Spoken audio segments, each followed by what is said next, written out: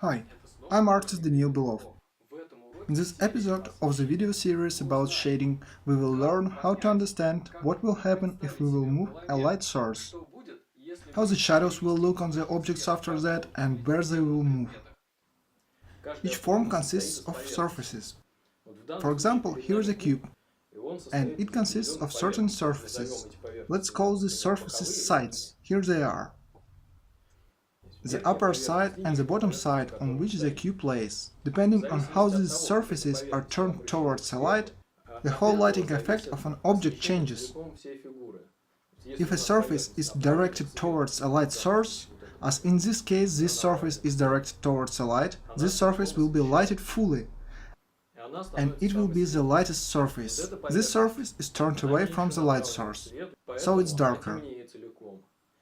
This surface is facing away from the light source, so it's plunged into shadow. On the cube the surface changed very abruptly. I mean that here is a flat surface, here it is, and it suddenly and abruptly changes its direction. That means that these sides of the cube dramatically change their direction. This one is directed completely towards the light, and here it abruptly changes its direction and abruptly turns away from the light. That's why the whole surface is abruptly so dark. In this case, this surface of the cube is directed towards the light more than the others. That's why it's the lightest, and these surfaces turn away from the light source, which is why they are so dark. Look what will happen if we will keep the light source in one place, but rotate the cube. The surface which was the darkest was here, and it shifted to here, and it turned towards the light source, it became the lightest surface, and these surfaces became dark. If we will keep the cube in place but move the light source, it appears that now this surface, which was dark, is now directed towards the light source, and it becomes the lightest surface, and the surface which was the lightest has become the darkest. On this form the change in the direction of the surfaces happens more gradually than on the cube. There is a surface on the cube which is directed towards the light, and a second surface which abruptly turns away from the light source. But on this form the change happens more slowly. We have the surface which is directed towards the light, and it is the lightest surface. And we have a more gradual change of the surface than on the cube. Here the surface changes its direction, but not that abruptly. It turns away from the light source and becomes a bit darker. This surface turns away from the light source more, so it's darker. And this one turns away from the light more, and it's even darker. In other words, here we find these middle-tone surfaces. The surface on this more gradually turns away from the light source. And I can say the same about this form. But here the surface change in direction happens even more gradually than here. Here we already have 16 such surfaces, which turn away from the light more gradually than here. Here we also have a surface which is turned towards the light the most. A surface which turns away from the light a bit and becomes darker, one that turns away from the source of light a bit more and becomes even darker, and so on, until we reach the surface in the shadow area. We can see a lot of middle-tone surfaces on this form. And what is characteristic about this? Please pay attention to this. An abrupt change of lighting never happens somewhere on a surface. It happens strictly in the place where the surface changes its direction, that is, at these edges. Here. And here, here, here, on the cube here, and here on the edges. Certainly these forms are made from paper, and these surfaces are not ideally flat. They are prominent in some places and in others they are concave. That's why on some of the surfaces you can notice a small gradient, a bit darker, a bit lighter. But the main change of light happens exactly where the surfaces change direction. These places are also known as turns of form or breaks of form. That means the abrupt change of a surface direction. Surely, If you don't want to draw this concavity of the surfaces, it's completely unnecessary to convey it. In other words, to depict a form, you just need to show that we have a surface and that we have another surface, and that in the place where they change direction, a change of lighting occurs. You also need to take into account that the source of light is here, and the places which are closer to the source of light are lighter than the places which are farther from the source of light. It's clear on this sheet of paper. Here the sheet of paper is lighter and here it's darker. But this change of surface direction happens very gradually. It also can be seen here, somewhere. But the main change in the lighting happens exactly in the places of a change in the direction of surfaces. A cylinder's surface changes its direction so gradually that there is no abrupt border between light and shadow. It blurs.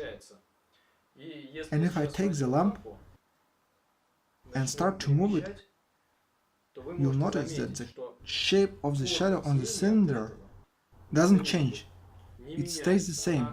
The only thing that changes is that the shadow shifts over the cylinder's body from one place to another, so that it casts shadows move.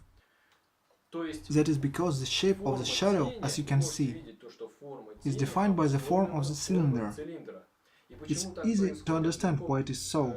If you imagine this cylinder as a huge number of small surfaces, like this thing, it is, generally speaking, also a cylinder. The only difference is that it consists of the obvious surfaces, flat ones. But you can imagine that here there are so many surfaces that you can't even discern them. It's like a great number of flat surfaces. If we rotate the forms into a horizontal position, we will observe the same. The principle stays the same. The surface which is directed towards the light the most is the lightest. The surfaces which start to turn away from the light become darker and darker and darker. Here is the same, and here is the same too. There are the lightest surfaces, the less light surfaces, and here are very shadowed surfaces which are turned away from the light. And here is the same. The surface of a ball changes very gradually in all directions, here and here in all directions. And generally speaking, you can imagine that this ball, if we would took it and chopped it up, it can be represented as many small surfaces, which are differently directed towards the light. Like here with the cylinder. That means this form is actually the same cylinder, but it's chopped. You can imagine the same with the ball. Now I'll take the lamp and move it. Look how it changes the displacement of the shading on the ball. Now the lamp is here, it provides the light, this area on the ball is lighter, and this is the Middletone, this is in shadow, and here is the area with the reflected light, here is the cast shadow, and if I direct the light from above, the top area will be lighter, the middle area will be the middle tone, and below will be the core shadow. On the bottom will be the reflected light and the cast shadow shifts too. Now it's below the ball. What if I light the ball from the other side? The lighter area will be here. Here is the middle tone area, the shadow area, here is the reflected light, and the cast shadow will move here. If you draw these simple forms many times and understand the law which forms the shading on them, then you will be able to draw these forms from your imagination. You will be able to draw them so convincingly that the viewer will look at your drawings and understand, aha, here is a cube, it has lighting like this, here it has shadows, here it has light, and they will understand the form of the cube and where the light source is. It's the same with the cylinder and with any forms in principle.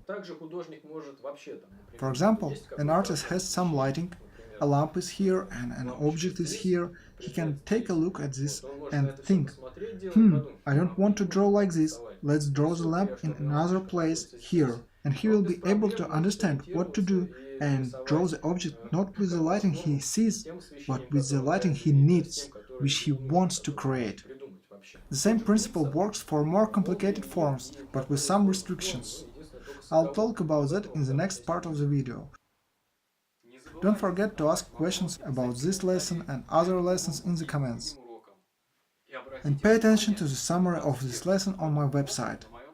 In the next episode, you will find out what all this has to do with all those objects that surround us, the objects we see around us every day.